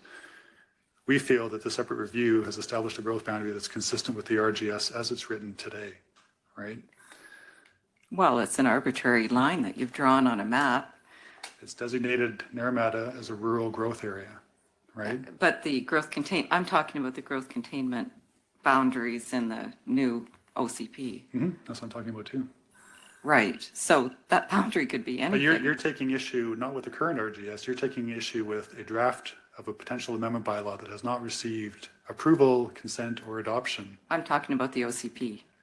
No, but you're talking about the RGS and that the fact that it's been asked to be removed as a village settlement area and it's not going to be rural residential. On that basis, we should be changing the OCP so we save ourselves work down the road. That's what I heard you say. Initially, and now I'm saying, well, if we need a growth containment boundary, Adrian, I'll take your point on that, then it should be a far smaller area than the entire village plus the flanking areas. Yeah, so and I guess that's the point I raised earlier is that we heard that community feedback. We didn't agree with it at a staff level. We went to the board and we asked for direction and the board has provided direction and it's not to change the growth boundaries at this time. That's why I don't see it as an open question. Well, But you're asking the APC for feedback and I'm Well, providing. the board is. So you can, by all means, you can give it to them, but at a staff level, we don't see this as an open question anymore. We'll resolve it when the RGS is Well, it's kind amended. of shocking that the staff doesn't care what the community wants when this is supposed to be our No, document. what I'm saying is that we're going to deal with it through the RGS review, and once we get direction on that, then we will amend the OCPs to reflect it. But right now, you're asking us to implement an OCP that doesn't reflect the community vision. Well, what I'm saying is we heard what the community had to say about the growth boundary, so we sought direction from the board on it in the context of this OCP, and the board set a direction, and that's not the direction that they set. Where do we have access to what the board said? It would be, you can watch the video or you can get the minutes. I mean, it's all public. I think it was like the June 1st P&D committee. Okay, I haven't seen that. And I still don't particularly understand why we can't comment on that here at the APC as it's part of the document that we're being asked to give comment on. Well, comment, I mean, by all means, comment if there's I have another, consensus on this, but okay. Well, that's what I would like to see is the growth containment boundary be smaller. And I also would like to see the references in the OCP indicating support for a community sanitary system, sewer system removed, because the community hasn't had an opportunity yet to provide its input on this issue.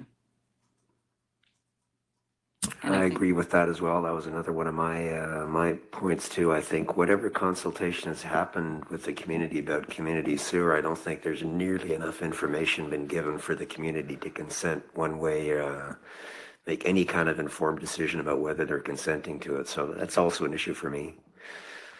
so just for my benefit then, can you guys expand on that? Like, given the discussions that have happened around RGS and OCP to date within the community, usually that's the strategic document which establishes the boundaries, and then utilities folks work within those boundaries to provide a water system or a sewer system or whatever the case may be to serve adequately that area. But I guess what I'm saying, Chris, is I think if you go to somebody in the community to say, does a community sewer sound like a great idea? It'll keep the lake cleaner. You'll get a yes. Yeah. But to say that the community supports a community sewer system when potentially it may cost $10 to $15 million and go on who knows what piece of property is another thing. So I don't think there's enough information been given for the community to agree that a community sewer system is something worth pursuing. I think if you go to most people there now and say, this could be a $10 to $15 million project, they'll say, forget it. Who's going to pay for it? Mm-hmm. So that's my concern with what's happened with liquid waste management plan. It's kind of high level, sounds great. But when you get a little bit more into the details, we don't know costs. I think the environmental case for it has not been made. So I don't see that the community supports it. And I had the same reaction when I read the draft OCP. I thought it's saying something I don't think is necessarily true. Yeah, so it's more a question of like the type of the system. I mean, from a strategic perspective, with Naramata as a growth area, you can only accommodate growth. And it currently, this isn't, again, open for discussion. The RGS has designated Naramata as a rural growth area. And in order to be a rural growth area, at least a meaningful one, you need to have basic community infrastructure in place, which would be water and sewer. And so to be consistent with the RGS, the OCP has to establish that boundary. That boundary is strategically saying, if we're going to be a growth area, this is the location that growth is going to happen. Okay, utilities folks, design a system that can serve this area. I can see that. It's a little bit of a chicken and egg too. I mean, you're basically saying the community has no choice but to support a community sewer system because, well, we're a growth area, so it has to happen. And I'm saying, well, no, the community isn't interested in kind of what the order is that things are going down. I mean, but maybe it's required. I think for growth, I bet you the community's position at this point would be, you know what, we don't support the community sewer system because it's going to be a huge amount of money. So you know what, if that means growth is not possible, so be it. That's actually what we want. No, we don't want the growth. You know what I mean? So it's So to me, like I'm hearing a strategic discussion occurring and what's really a technical exercise in terms of designing a sewer system, and really what's being talked about is we're getting back to the RGS growth boundary issue. Right? And is Naramata a growth area? And if it's not, okay, what would the implications of that then for the system, or I guess the absence of a system that the utilities folks would design for that community? I guess I would be content with whatever language in the OCP says a community sewer system would be required to support whatever growth is there. I just don't like the fact that it says the community supports it. Right? Okay. The reality is it's required for the growth, but the reality is not that it's supported by the community at this point. What are the specifics around this vacation rental project that you talked about? Because the language in the draft OCP is weak. It just talks about advocacy. And at one point, it actually makes a statement to the effect of, actually printed it off so I wouldn't forget. Yeah. It makes a statement saying, outside the scope of the regional district's responsibilities, which seemed like an odd thing to say about short-term rentals. Yeah, so I'm not familiar with the specific reference. My understanding is that the draft OCP is carrying forward all of our existing policies as they relate to vacation rentals. And that we've told the board the best way to deal with this is through the vacation rental review project. And whatever comes out of that project would then potentially result in amendments to the OCPs, amendments to the zoning bylaws. And, you know, so like our development procedures bylaw, if we want to go a different route in terms of, you know, because there's been concerns expressed about use of temporary use permits. I'm not sure what the alternative would be, but if the board's really not that happy with them, we're happy to explore other alternatives. I just don't know what those are at this point. Okay. So what I'm referring to is, and this is at the very end, page 112. There's one section, 2432, says further studies. In addition, number of projects require additional resources have been highlighted, blah, blah, blah. One of those is hillside development. Yep. Okay. Yep. I know where you are. That further studies does not include any mention about vacation rentals. It appears into the next section, advocacy. A number of problematic issues that were indicated through the OCP review process were outside the scope of the regional district's responsibility. However, as these are considered a priority, the community urges the board to undertake an advocacy role to other levels of government. And that includes short-term rentals. So I'm pleased to hear that there's a potential project, because the language about all that's going to happen is we're going to advocate to the province seems really weak. Well, no, so there's an easy answer to that. The board's already set vacation rentals as a project, right?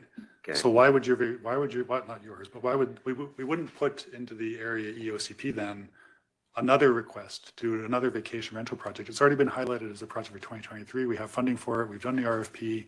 We're engaging with the consultant. It's being actioned. It doesn't need to be actioned, right? So that's why it's not showing up in that list. The other stuff that you referenced, I suspect, is in relation to feedback where it was, you know, apply the second home tax to the South Okanagan, or advocate with the province for disclosure requirements with Airbnb and VRBO and some of these other online platforms, stuff that we can't do at a local government level, but certainly the provincial government has the authority to do. I suspect that's what that's getting at. Okay, that makes sense. Understand that completely. The way it's written is not at all consistent with that. It's very unclear. Okay. It doesn't say when in terms of advocacy, it doesn't say about provincial registration requirements or anything like that. It basically suggests that it's not a regional district responsibility, and the province is being requested to undertake a review of short-term rentals. So Okay. yeah. Yeah, but we can look at that. Okay, so I am somewhat reassured by what you said on the vacation rentals. So I gather, for as far as hillside development is concerned, then because that is mentioned as a study, that nothing concrete is foreseen. It's not a project, for example, which will proceed like the short-term rental review. Well, we're gearing up for strategic planning for 2024, right? So we go through this every year. And last year, the two priority projects the planning was given was housing options and vacation rental review, right? And so we're hoping to get some of our other projects finished so that we can start those. But of course, the board for 2024 is going to add additional projects for once those are done, right? And so we will wait to see what those are. But based on what's in the OCP, I would expect that there might be a request for us to look into hillside development, right? Last question I have at this point. So in your presentation, you said something about geotech hazard areas being updated. Mm-hmm. So is there actually what does that mean? Was there a study done? Was there an actual professional who looked at the areas to update the maps, or what exactly was updated? Let me just, I don't have it on my fingertips, but I have a feeling I know what that's referring to.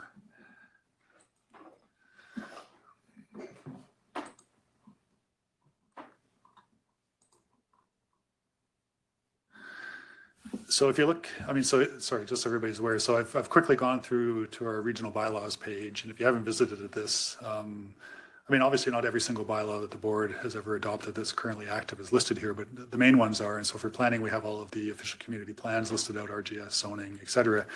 And so the links highlighted here are your current Naramata official community plan, including the map schedules. And so you can see that we have land use designations, development permit area, development permit area, development permit area, and the road network.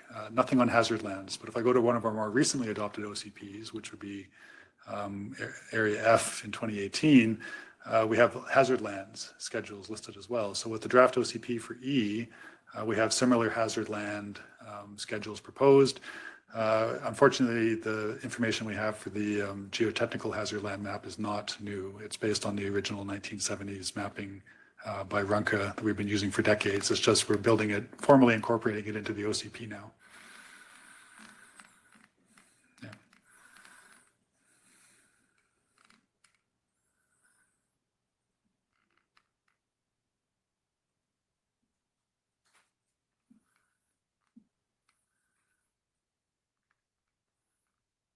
Any other questions?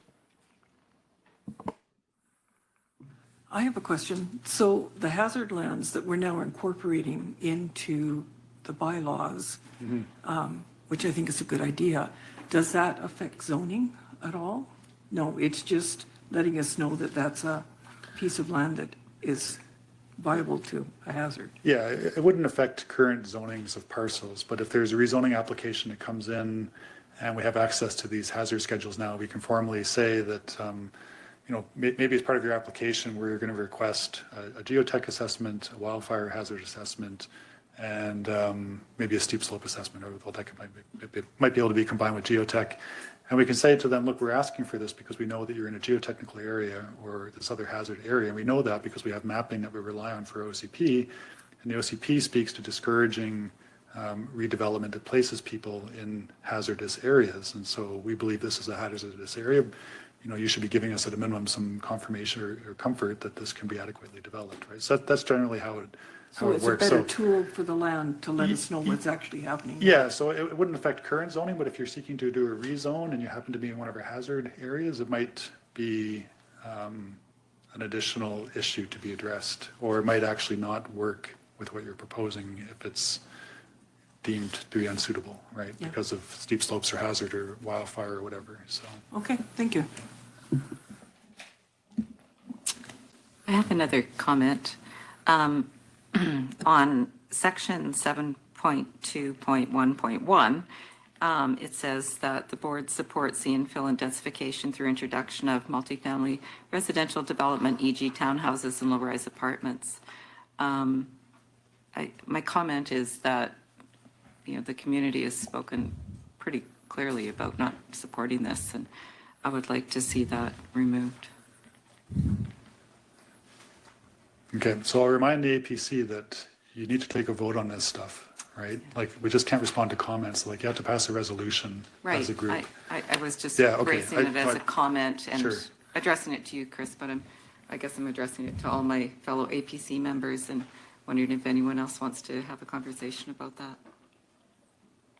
I mean, the way I'm looking at this right now, I would not be in favor of voting for basically option one, and it be supported as is. I'm thinking more in terms of APC an option two type vote, where the APC recommends it be supported subject to the following, and I can see a few things that I would put in that subject to the following.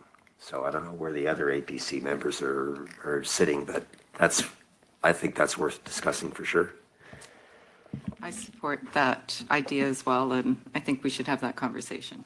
Yeah. I think that makes a lot of sense. I need to get better educated on exactly what this means, but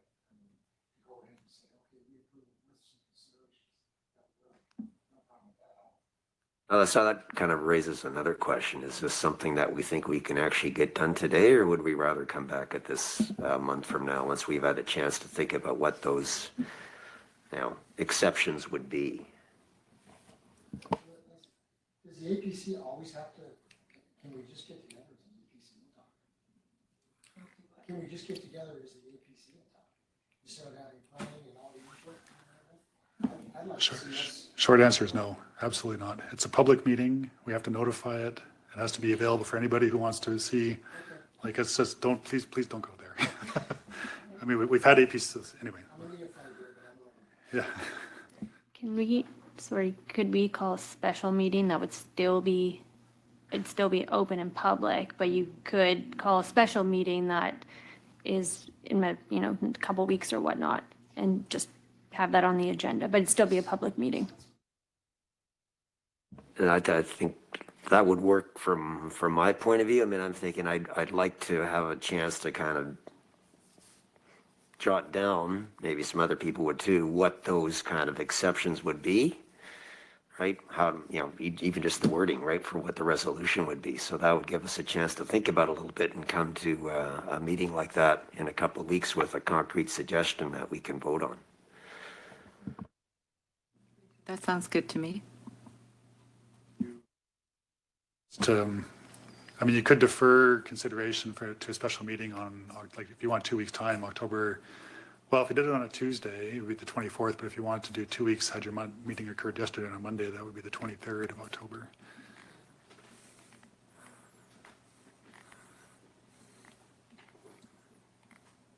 Actually, I'll put it up here.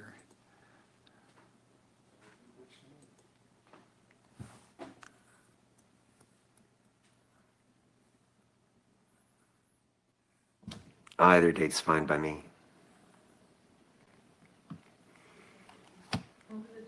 23rd or 24th.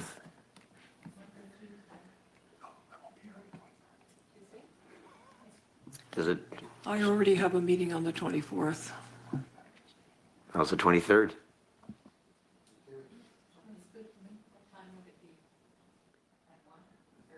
Tentatively at 1. I'm just going to put out there, I may not be in attendance that day because I think I have a meeting away out of the office that week. That's fine. Yep. Now, if we had the meeting in the morning of the 24th, does that change anything? Heather? That's when my meeting is in the morning. Oh, okay. All right. Okay.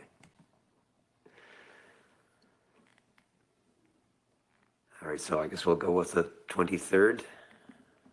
Or what shall we do? 25th? Does it have to be a Monday or Tuesday? Could it be a Wednesday? Yeah, it could be a Wednesday. How does the Wednesday work? I'm fine with Wednesday.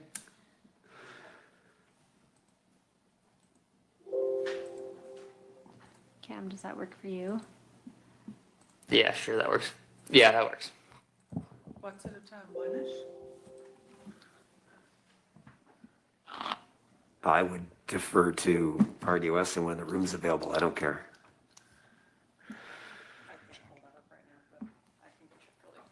Okay. We're just going to check availability.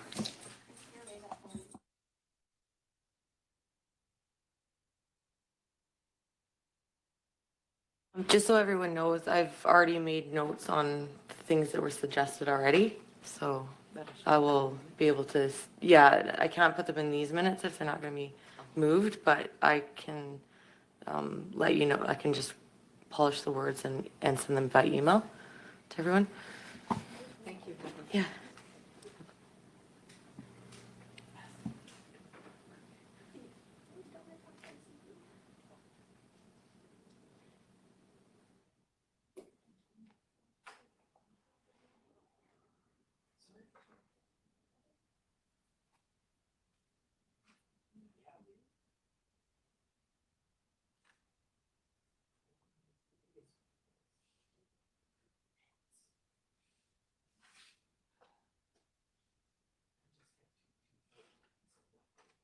That's too much.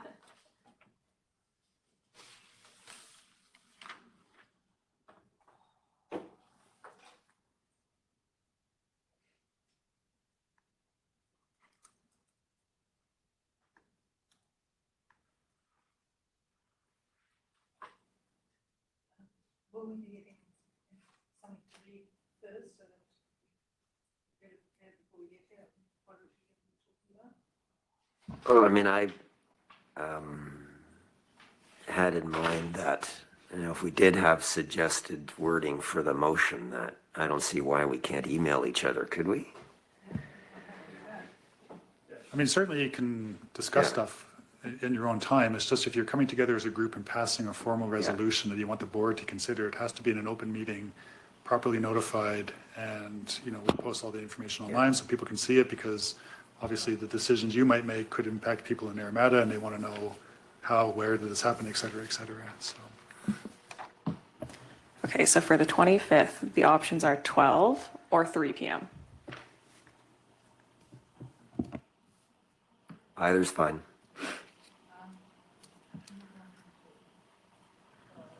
Maybe, does noon work for people? Noon's fine.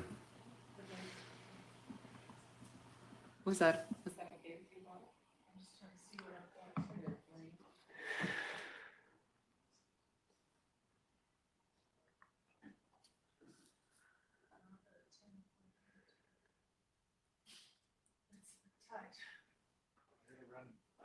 Okay. All right. Thank you, Chris. Yeah.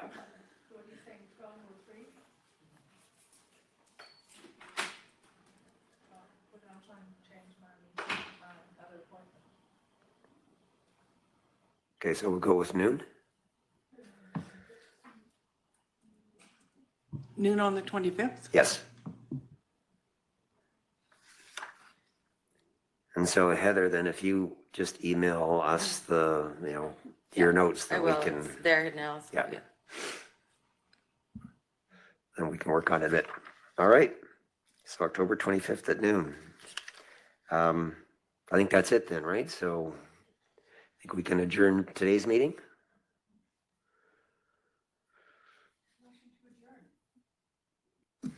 We'll second that. All in favor? Adjourned.